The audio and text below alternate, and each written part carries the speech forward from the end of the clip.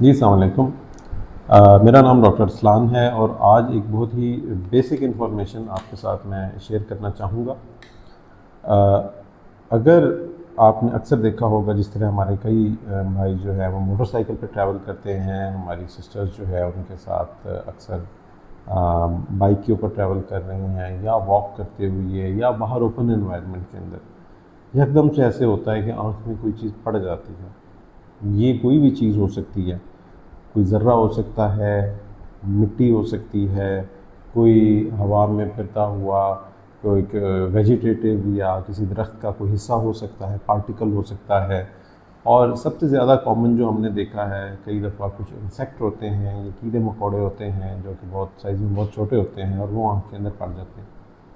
زیادہ تر یہ مسئلہ پیش آتا ہے بائک چلانے والے ہمارے ان بھائیوں کو جو کہ حفاظتی گلاسز یا ہیلمٹ کا استعمال نہیں کرتے ہیں، یا ان لوگوں کو جو کہ پیچھے بیٹھے ہوئے ہیں۔ اور کیونکہ عام طور پہ ہمارے ہاں یہ رواج نہیں ہے کہ جتنے بھی لوگ سواری پر موجود ہوں سب کے سب اپنی جو سر ہے اور آئیز کی حفاظت کے لیے اینک یا ہیلمٹ کا استعمال کریں۔ تو پھر ہوتا یہ ہے کہ جو پیچھے بیٹھا ہوا انسان ہے کئی دفعہ اس کی آنکھ میں بھی اس طرح کی علامات سامنے آ جاتی ہیں۔ اب یہ تو پہلا حصہ ہے کہ آنکھ میں کوئی چیز چلی گئی۔ جو علامات پیدا ہوتی ہیں زیادہ تر ہمارے پاس جو پیشنٹ آتے ہیں، ہم انگلش میں اس کو فارن باڈی سینسیشن بولتے ہیں، اور جو کامن ٹرم جو لیمن ٹرم عام طور پہ یوز ہوتی ہے ہمارے ہاں اس کو رڑک پڑنا کہا جاتا ہے کہ جی آنکھ میں رڑک پڑ رہی ہے۔ ایکچولی ہوتا یہ ہے کہ جو بھی چیز آنکھ کے اندر چلی گئی ہے، جس وقت آئی لڈ بلنک کرتی ہے تو اس وقت وہ چیز آنکھ کے اندر رگڑ یا فرکشن پیدا کرتی ہے، جس کی وجہ سے آنکھ میں تکلیف کا احساس جنم لیتا ہے۔ اس کی وجہ سے آنکھ میں پانی کا آنا، آنکھ کا لال ہو جانا، نظر کا دھندلا جانا، اور اگر فوری طور پہ اس کو ٹھیک نہ کیا جائے تو انفیکشن کا پیدا ہو جانا، وہ چیزیں ہیں جو کہ ہو سکتی ہیں۔ اس کا جو رزلٹ ہے، اس کا جو آؤٹ کم ہے وہ پیدا ہو سکتا ہے ان شکلوں میں۔ اب کرنا کیا ہے؟ اس میں دو چیزیں ہیں جو ہم کر سکتے ہیں۔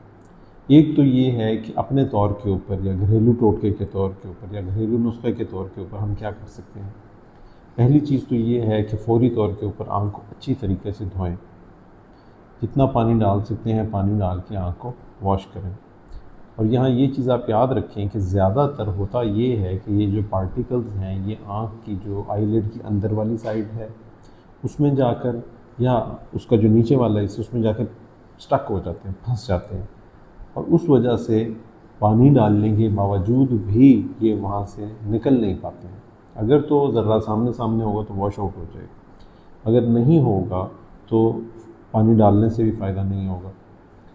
ایک چیز جو ایکسٹرا آپ کو کرنی چاہیے وہ یہ کرنی چاہیے کہ آپ نے اوپر والی آئی لڈ کو پکڑ کے اوپر کی طرف کھینچیے اور نیچے والی آئی لڈ کو پورا مکمل طور پہ نیچے کھینچ کے اچھے طریقے سے اس میں بھی پانی ڈالیے، اور اگر اس سے وہ پارٹیکل ریلیز ہو جائے تو بہت اچھی بات ہے۔ ادروائز پھر آپ کو اپنی کسی بھی قریبی فزیشین یا کسی بھی قریبی آئی ڈاکٹر سے مدد لینی پڑے گی۔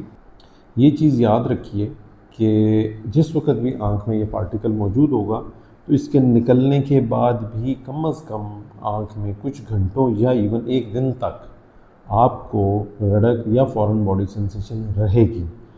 یہ ان اسکریچز یا ان زخموں کی وجہ سے ہوگی جو کہ اس پارٹیکل کی وجہ سے آنکھ میں آپ کو آئے ہیں۔ تو جو بھی اگر آپ اس کو واش آؤٹ کر بھی لیتے ہیں تو ایک آدھا دن آپ کو ویٹ کرنا پڑے گا، اور اس وقت تک یہ جو زخم ہے جب تک یہ بھر نہیں جاتے آپ کو تھوڑی بہت دقت رہے گی۔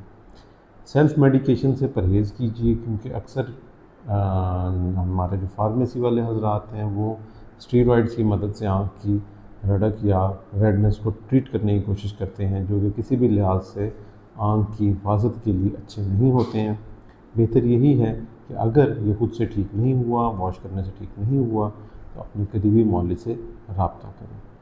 آج کے لیے اتنا ہی، نیکسٹ ٹائم پھر کسی اور ٹاپک کے ساتھ ہماری خدمت میں حاضر ہوں گے۔ Thank you.